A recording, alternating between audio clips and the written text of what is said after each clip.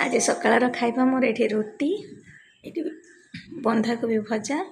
पियाज ता संगे कंचा लंका देखते सांग मैंने आज पूरा कोहला पाग करुच्ची ठंडा टिके लगुच ठंडा दिन छात उपरे बुलवार मजा किसी अलग। ये मु चिकन को लुण हल्दी तेल फेल देकी सब गोड़े देकी रखीदे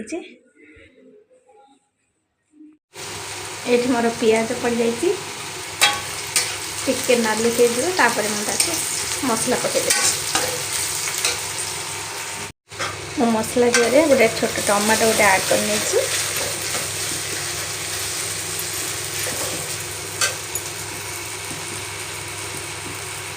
ये मसला भल भाव में कषि हो गला तेल भी छाड़ा एबे पकईदेवा आम चिकेन को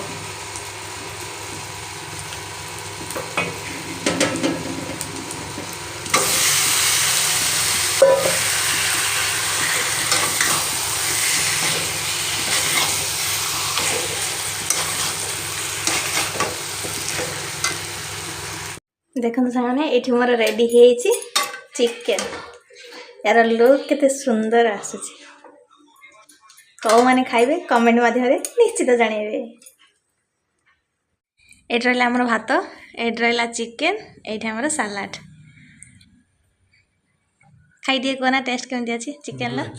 कहना न खाई ना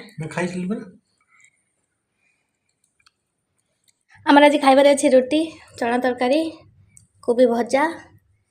ये पुर दिया सुजी मंडा ये पूरी